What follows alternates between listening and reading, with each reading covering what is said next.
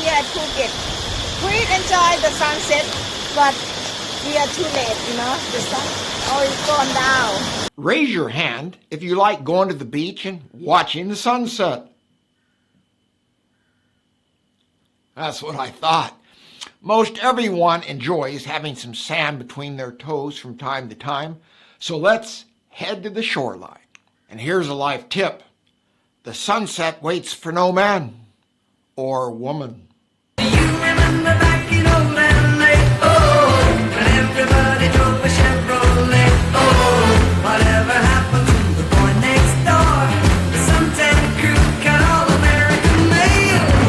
Remember dancing at the high school hop? Oh, because I grew with Minnesota pop. Oh, I didn't recognize the girl next door. The beat up sneakers and the ponytail. Beach baby, give me your hand, give me something that I can remember. Just like you bore me. Now exactly what is a beach? Basically, a beach is where land meets water. It's simply land along the edge of a body of water like an ocean, sea, lake, or river, and over centuries, small rocks and sand accumulate. So what is sand? Let's follow the epic journey of a single grain of sand from its birth deep in the earth to sand squishing between your toes. Think of it as a geological odyssey spanning millions of years. We begin with the Rocky Mountains in Colorado. Deep underground, intense heat and pressure forge quartz crystals within the granite rock. See this slab of granite behind me? It was a giant rock at one time in the Trot province of Thailand. It has been shipped here, and it'll probably sell for about $300. Over millions of years, tectonic forces pushed this granite upward, forming a mountain range. Our grain is still locked inside the solid rock, patiently waiting. Rain, wind, ice, and temperature changes slowly break down the mountain. Water seeps into cracks, freezes, expands, and fractures the rock. This is basically a weed growing in a crack in our driveway. Normally I just pull it out, but I wanted to show you. You see how it grows with barely even any dirt in there. But given enough time, centuries or millions of years, this grass begins to grow and grow, more dirt accumulates, and the concrete gets broken up. Eventually, the granite crumbles, and our quartz grain is freed. It is tiny, sharp, and angular. The grain tumbles into a stream just like this one in Colorado, where I managed to capture a fly fisherman in action. Eventually, this grain is carried downstream, bouncing and grinding against other particles. Over time, it becomes smoother and rounder. It might settle temporarily in a riverbed. It might pause in a floodplain, a lake, or even get buried in sediment. Centuries later, erosion or even human activity exposes it again. It resumes its journey, perhaps joining a larger river heading towards the sea. Eventually, a single grain of sand is deposited on the beach. Waves and tides continue to shape it, pushing it up and down the shore. If it settles on a quiet beach, it might remain there for centuries. Or it could be swept into the ocean, become part of marine sediment, and millions of years later, this single grain of sand becomes a rock again. And the cycle repeats itself. On my front porch swing, smell of shrimp, they're beginning to boil.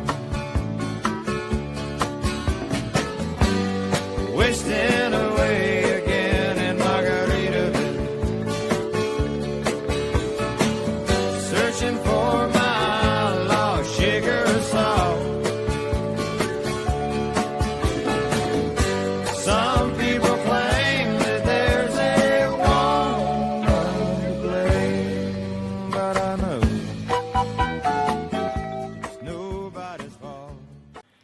earliest known use of sand in construction dates back to the Egyptians. These early builders mixed sand with clay and straw to create durable mud bricks, which formed the backbone of their projects. Later, the Romans revolutionized construction by combining sand with lime and water to produce concrete, which was used to build the Colosseum. Their innovation laid the foundation, literally, for the concrete you walk on every day. So why do people enjoy going to the beach? For example, this one, which happens to be one of my favorite beach hideaways. Now, these are my thoughts and by no means a scientific study, just my experience. I believe that the sound of waves and the rhythm of the tides helps to promote calmness. And I think the salt water and sea air is a great conditioner for the skin and helps to air out the lungs. Lets me know everything's alright. Summer breeze makes me feel fine, blowing through the jasmine in my mind.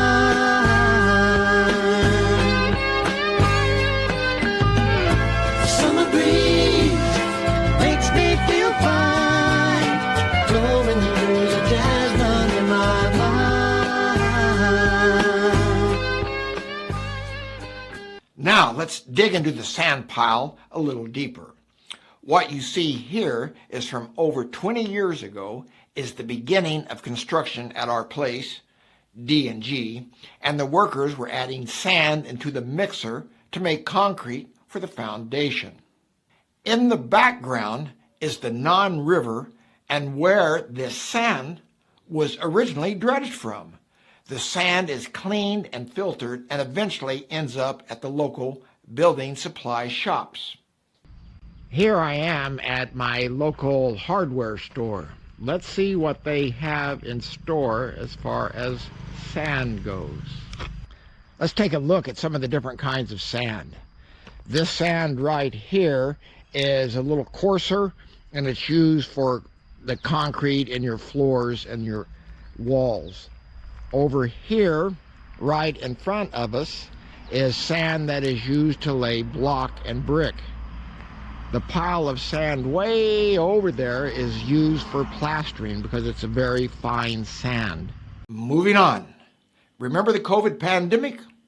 Thailand, like many other countries, had told its citizens to stay at home. D&I did just that, and the sands of time seemed to stand still. Until Dee wanted to go to the beach. I asked her what she was thinking, and she basically told me to go pound sand. However, I have to admit, the lady does have grit.